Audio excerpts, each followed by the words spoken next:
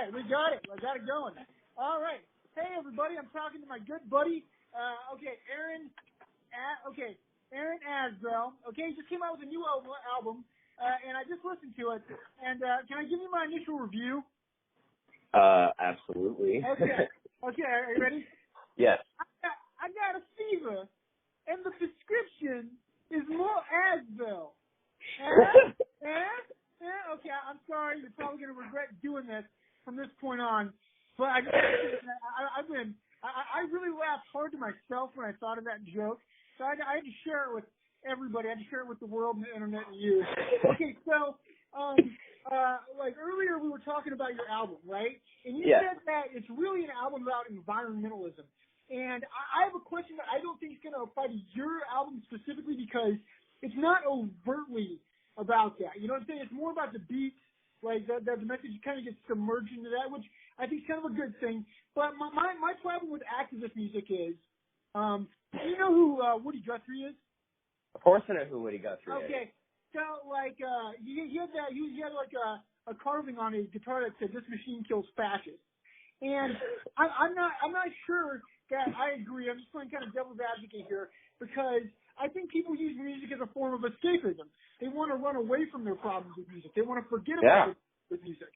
So, do you think that when it comes to political music or music that it's kind of activist, do you think that that's inherently problematic? Or do you think that a message that's too heavy kind of stops people from listening to it? Does that make sense? Yeah, actually, that makes a lot of sense. I mean, at first, I wouldn't say, like my album is, like anti, like anything like that. Like it's not, the whole thing's not too political, but like definitely the first two songs do just kind of thematically touch on like climate change and stuff like that. But to answer your question, I'm not really a fan of political albums. I don't really think I think it's kind of counterproductive. I mean, I know people do use it as escape or, they want to get a message across or something like that, but I don't know. It kind of turns me off, and I think it can turn the listener off, especially if you have like a good, bass, and then if you just put something out and, you piss off like 25, 30% of your bass, then, you're losing fans at that point. So I think it's a little counterproductive, if that answers your question directly. Yeah, no. Absolutely. Yeah, no, it does. It really does. And you said something there that I really want to talk to you about because you said like pissing off like 30% of your fan base. And do you think that becoming more popular as a musician is inherently kind of stifling your art because the more like your name gets out there, the more the more people you have to please, and the more that the more because it's about money, I guess, the more it means that it really limits what you can really do artistically. Because like everything on that album that I listened to, it was very original, very out there, Okay. And like. Do you think that if you had to have like a track featuring Justin Bieber and Ed Sheeran, that would obviously stifle the music? Like, so do you think that popularity, one, kind of stifles artistic creativity because you have to please more people, and also two, because you're not a starving artist anymore, you kind of lost that drive to create. I think people do that. So what are your thoughts on that? Sorry. So essentially, the whole Ed Sheeran and Justin Bieber thing, I think it's kind of like, if you tack on like a big name, it's kind of like, remaking a movie just because you want like a cash grab. Like, I think that's ridiculous, and I don't think I would ever do something to that extremity.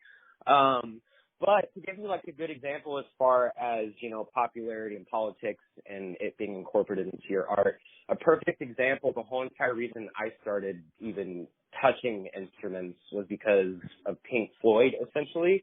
And I really like the messages that Roger Waters would put in albums. I think the best political album that even fits, even since the election in 16 is the album Animals. Like, that is like a very timeless record. And I think you can apply it to a lot of things, but at the same time, that album has a different meaning now because Roger Waters tours around. He has an entire 80% of his concert is just anti-Trump and shit, which is, it's fine, but at the same time, he's appealing more to a younger crowd than the crowd that grew up listening to him. In fact, I don't really like him as a person because of how political he has become. And I mean, I may have some same views, but it's toxic to people that you're trying to appeal to, and it's just a big turnoff, really.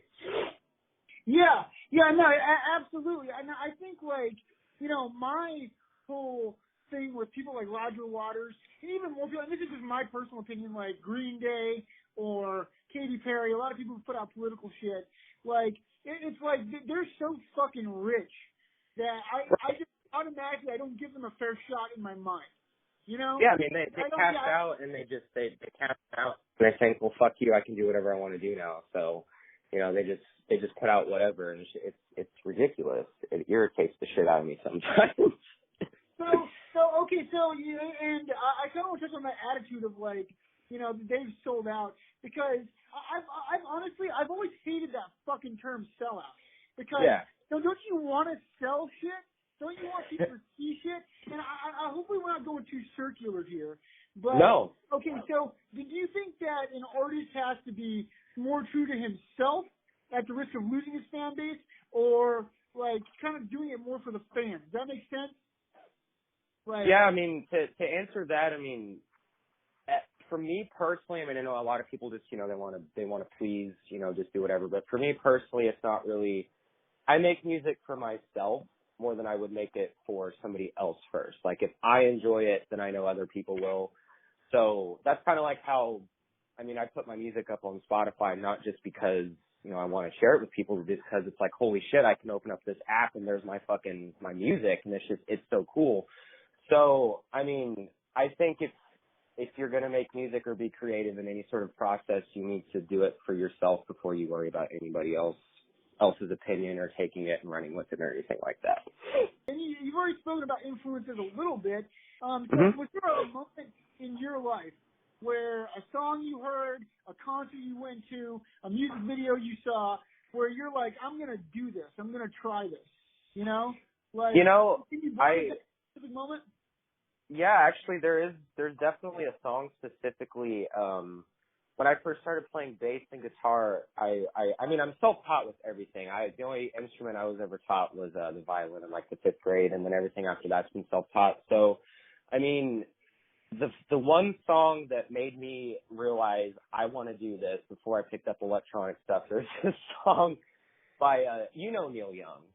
I mean, everybody knows Neil Young. You have to know who Neil Young is if you're a musician, but his song Down by the River, it's like this 10-minute long, like verse, chorus, and then like a 5-minute just like bass, 3 guitars, drum jam. And I learned that song by ear within like a couple months, and I just loved playing it over and over and over. And I was like, this is something I want to do.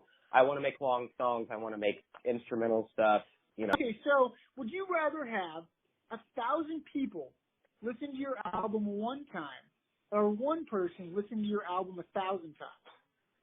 I'm going to go ahead and say both, because personally I listened to my album 1,000 times already, and that's not because I'm narcissistic or anything. I just really love enjoying it. But I think, honestly, I would rather have 1,000 people listen to it. I mean, that's how you get, you know, good, I guess, you get feedback better from other people than you do yourself, because, you know, it's good to have a whole bunch of people listening to it, because a lot of people aren't going to like it. Some people are going to like some of it, and then some people are going to like all of it. So I think I would rather have a lot of just a fuckload of people listen to it once, and then just maybe throw it away, and that'd be okay. Is there an artist that you want to collaborate with one day? Yeah, absolutely. The reason that I ever started making electronic music is a musician named Noah Lennox. He's from Animal Collective, which is really cool because I met them in 2016. They were touring, and I met like my actual like god, my musical gods, Animal Collective. And Noah Lennox is just he's just anything he does is so weird, and he's the only person I think that can take really weird, disgusting sounding like bubbles and like weird sounds and just make like a beat with it and melodies. And I just think it'd be really cool to just sit, you know, behind like a mixing desk or you just like with a sampler and just see what that man can do, because he's just a a fucking legend already. Would you like your fans one day and like have a relationship with them, or would you kind of like to be distant? You know, like. I think the closest I would ever want to get with interacting, if I had a good enough fan base, is like if there was like some sort of like an online forum or something, I would maybe pop in, check on it, maybe just message people, you know, well, not message, but respond to things. But do people even use forums anymore? Is that a thing still?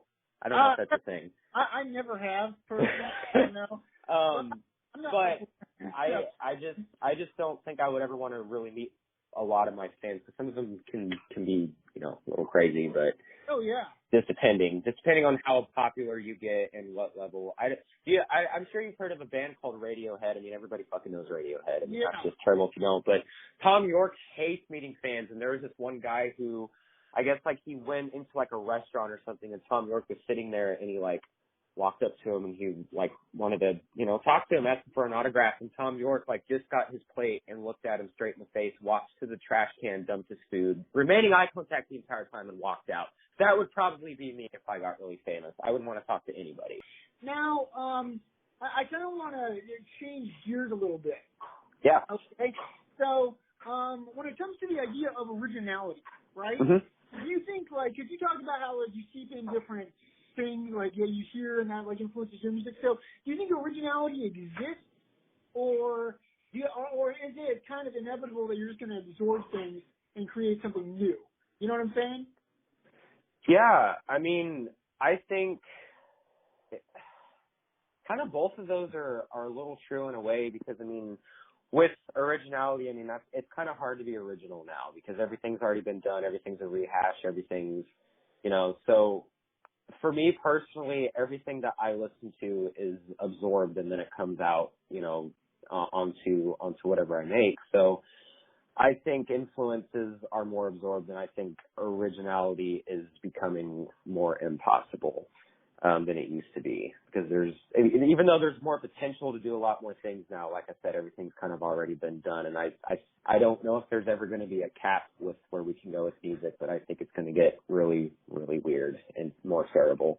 But like, so what emotions do you want to evoke with this new album?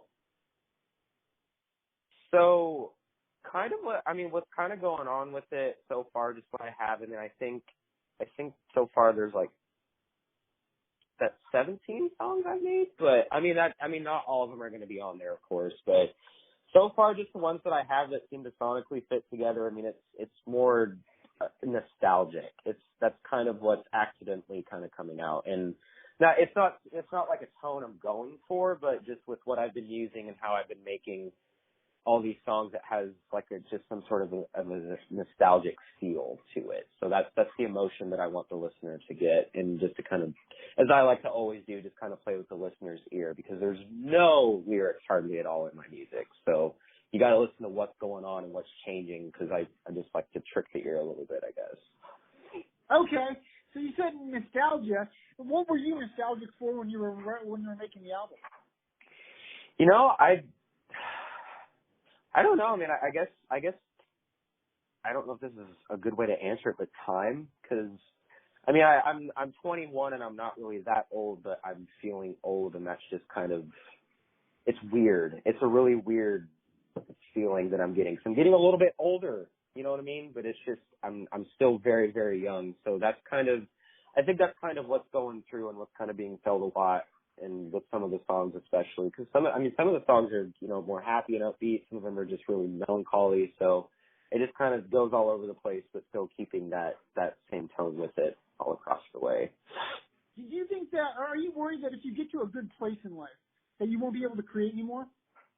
Like, you know what I'm saying? Like, yeah, actually, I kind of feel like that naturally comes on. I don't feel like that's something that you can necessarily worry about, because if you worry about it, then it's going to come quicker. I mean, everybody burns out eventually. I mean, everybody experiences burnout, even if you from it. So maybe at some point I'll stop, but as for right now, I mean, I think I'm going to just keep going. I hope I don't ever stop. I hope that creativity or that process, that drive never really leaves me, because if it does, I don't know what I would do. What advice do you have for a young child who wants to be a musician? Do it. Do you have any advice? Do it. Do it. I mean,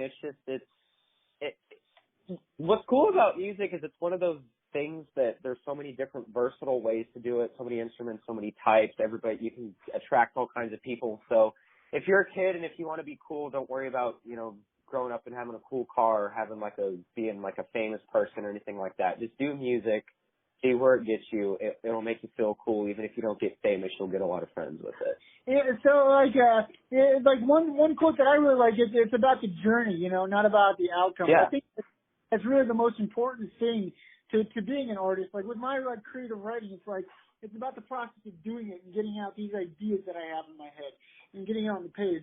It's not necessarily about getting published, And I love exactly. what you about making friends and meeting new people. So do you have an ultimate goal of where you want to go? Like, do you have a list on somewhere? It's like, I want to, be the number one artist on Spotify. Like, where do you want to be 10 years from now with your music? 10 years from now with my music, I would hopefully have done quite a few tours and have a few albums out, but I don't want to reach some level of fame that I wouldn't know what to do, because I feel like I would just want some sort of a small fan base at the time.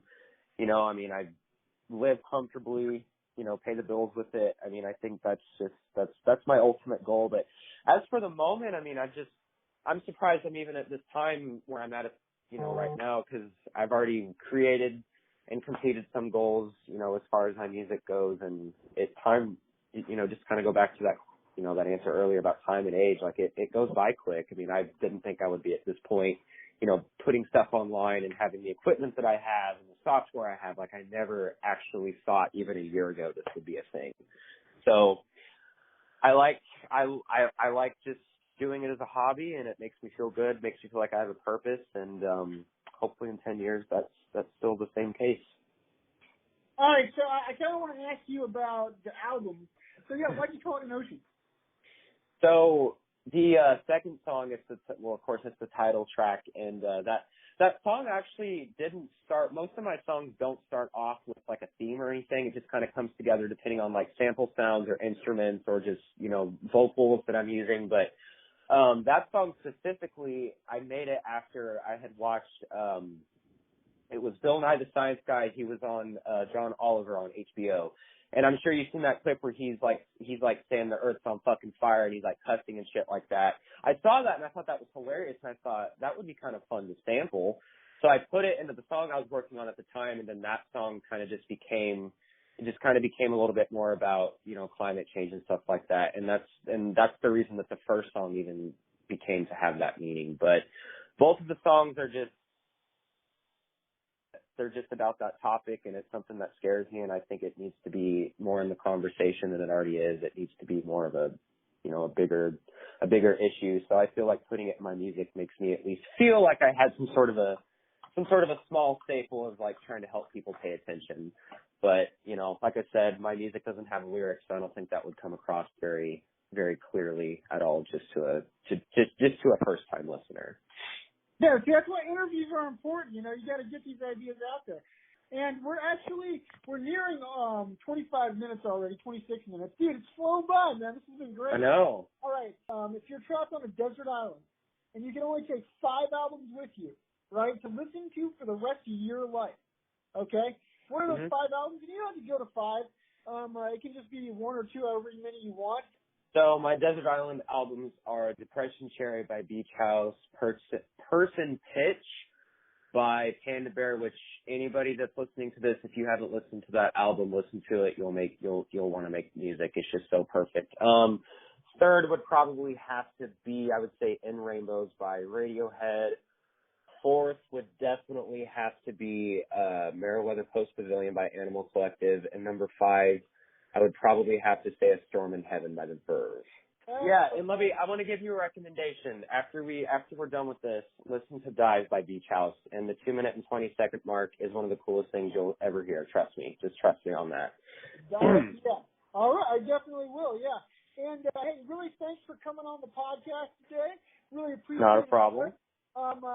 You got your album out, In Oceans. Grand Falls Plaza. Really original, really great stuff. If you're listening to it, this podcast, you haven't listened to the album yet, definitely check that out. Is there anything else that you want? So where's the album at? Like, what platform is it on? I know it's on YouTube, SoundCloud. Where should they go to listen to it? It's actually literally on anything you can think of. I think it's even on, I know it's on Tidal. I know it's also on Prime Music, Spotify, Apple Music, YouTube Music. So pretty much anything you can think of, it's on there. So go listen to it. All right. And one last thing I want to ask you before we get done. Like, do you have like an inspirational word for anybody listening out? I guess you already did that. Just do it. I already asked that. Holy shit. Okay. Never mind. All right, hey, dude, this has been a lot of fun. It's been great catching up with you, bro. Thanks for doing this. And, Not a problem. Best of luck with you, man. I honestly, dude, I really think you have a future in this. Like, I'm just a basic radio bitch. You know, I'm not, like, really, like, a music expert or anything like that. But you blew me away, man. And the one thing that I really like about you, just talking with you, is your attitude. You know, you're grateful for, like, what you have and how far you've already come. And I think not only with your talent, your obvious talent, with that attitude, I think you're going to go really far, man. I really hope you keep with it. Thank you, John. I appreciate it, man.